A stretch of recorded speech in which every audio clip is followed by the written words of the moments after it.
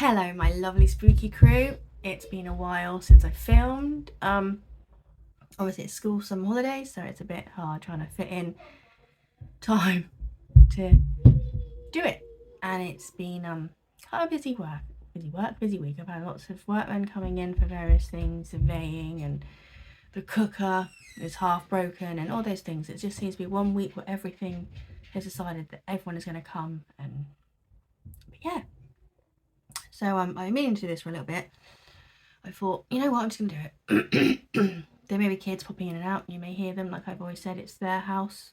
You know, they're going to be here. It's not like I've got a separate studio, which I would love, but just to warn you, there may be some really loud children coming in and out, and it sounds like that door squeaking and chatting. But anyway, we're going away. And I was looking at where we're going, and seeing what sort of stories and things it's got, like, you know, like you do. And there was different stories about the devil. Now, I've done another video on the devil, and I think he's a much maligned character created as a controlling element, but not to knock anyone's beliefs. Whatever one you want to believe is fine, either or. There's no judging on this channel, but anyway, but I'll put a link to that video up there somewhere. But anyway, I was looking at it, and it's amazing how many times the devil has been around England, and there are so many things associated with the devil in England, and so many places around my home county. So I've got a few little tales for you that are set in my home county of things when the devil has visited. So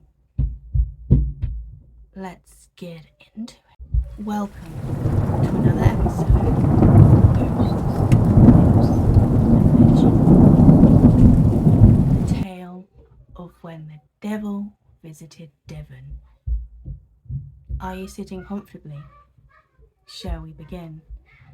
Our first little, well, it's more like mini tales of when the devil visited, because he has done it a lot, but there's a couple. So the first one is an event that happened in 1855. So close your eyes and imagine a cold February day. You're snuggled up in your homes or your bed, and through the night thick snow falls and covers the whole of Devon. Devon is literally covered in like thick snow. And then imagine you wake up on the 9th of February 1855. You look out to your window, or you open your door, and there in the snow, where there are no other marks, there were footprints, no one's walked on it, it's pristine. How I love my snow. But there are these strange footprints or hoof marks all along the snow. Now,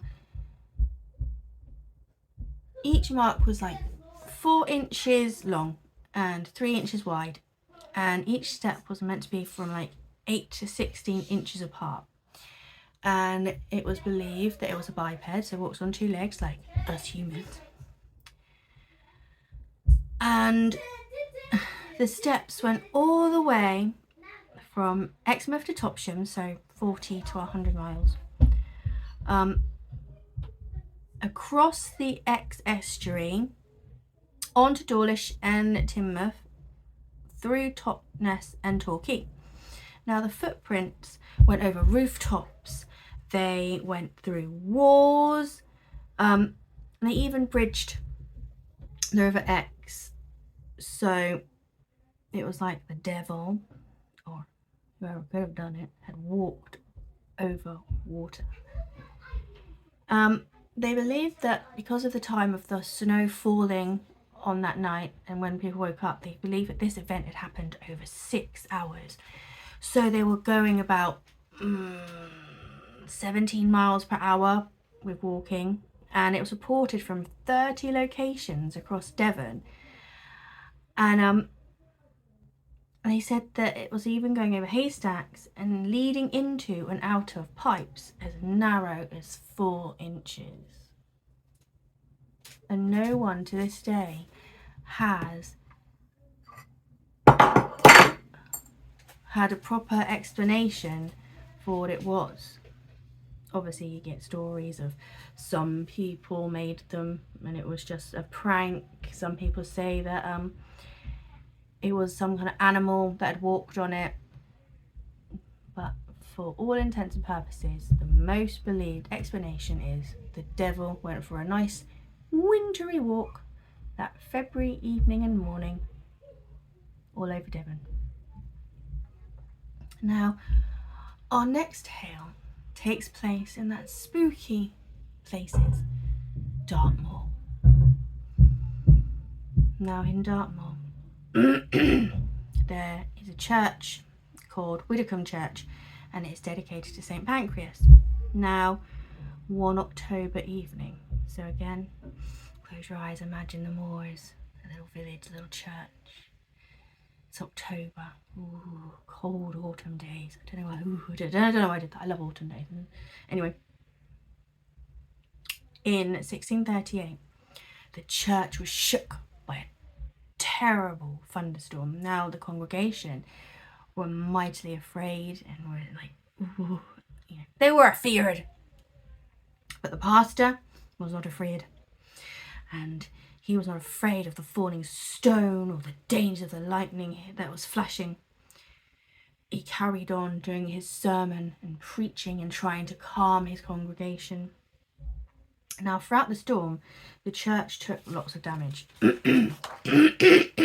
Sorry, still croaky from my chest infection and my weird throat that I had weird laryngitis, but it didn't hurt, it was just my voice went, which I'm sure the kids laughed because I couldn't moan at them.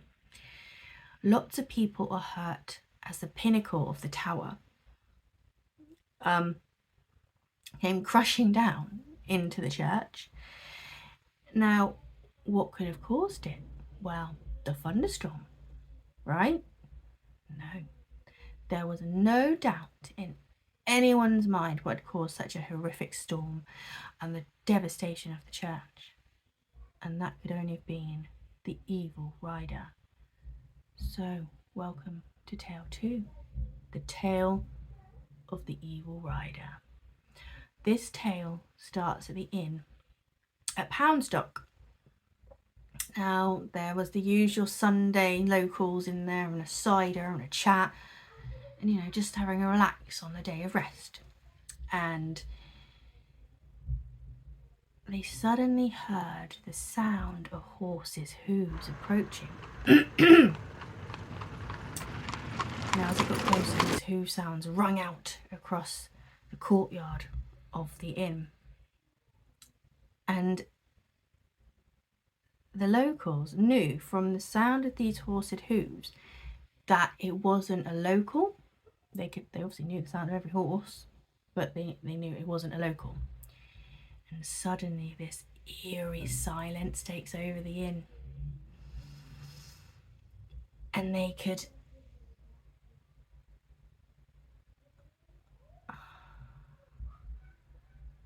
I forgot what I was going to say then. Everyone was wondering to themselves and like, who is it? Who's this stranger? And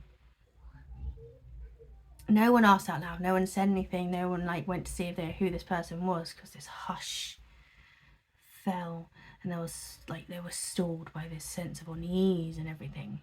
And then finally, one of the more braver locals, I don't know, Gaston, decided to just not open the door but look out of the window, and he saw a tall, dark, commanding figure seated on a high, coal-black horse who was pawing the ground and snorting.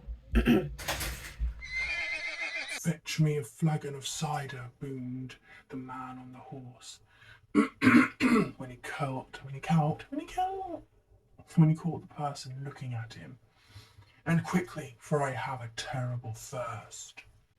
The landlady delivered the drink in trembling hands. The figure on the horse threw 2 coins at her, then downed his tankard in one gob, then sped off to Widcombe. Now the landlady said that the drink hissed when he swallowed, and she said she had served the devil. It was here that poor Widcombe started to have its troubles, because the devil tethered his horse to the church pinnacle. He then looked down into the church and saw a young boy had fallen asleep during the service. There was the devil's chance. Now, I did not know this. I did not know this, but everyone, not everyone, knows that if you fall asleep in church, you fall into the hands of the devil. The devil seized the young boy by the scruff of the neck and flew up with him to the top of the roof where his horse was, threw the boy across the saddle, and the devil rode away like a bat out of hell.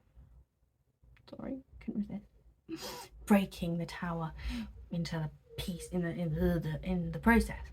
The boy was never seen again. Back in Poundstock, the locals at the inn heard the hooves approaching once again, but this time no one dared look out.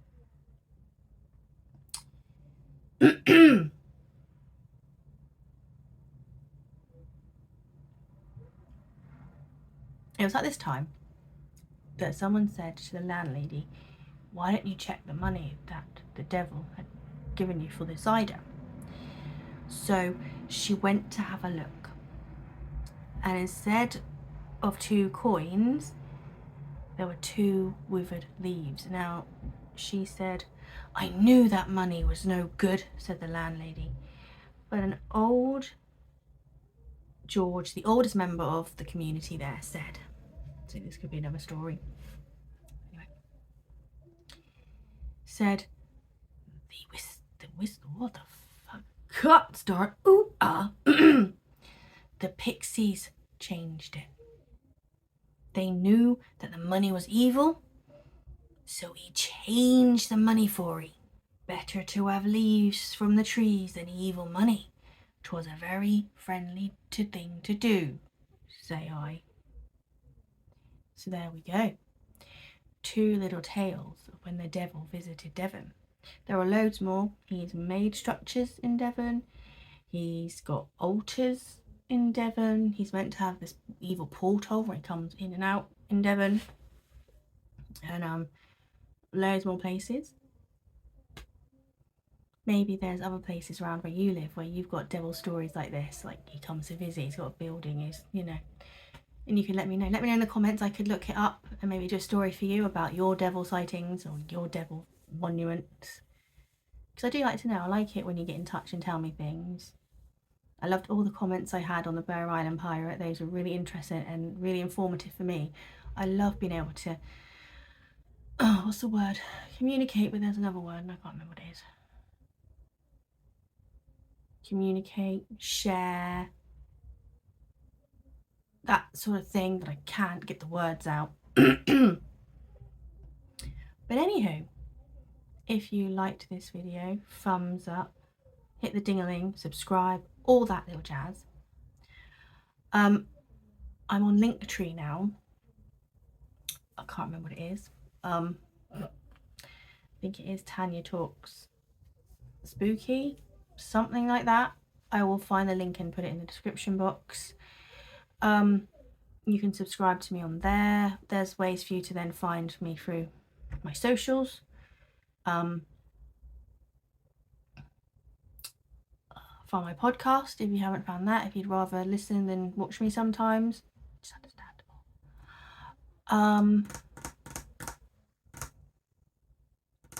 Something else, I want to start doing some merch. I know that's sort of a stupid thing because it's not like I've got millions of followers, but I just think it's really nice to get some I could wear, and if anyone did want to buy them, it'd be great. But the thing is, I can't get out on paper what I'm seeing in my head, because I've got an image of exactly how I want all of them to be, and it's like, can I get that out on paper? I will play with it.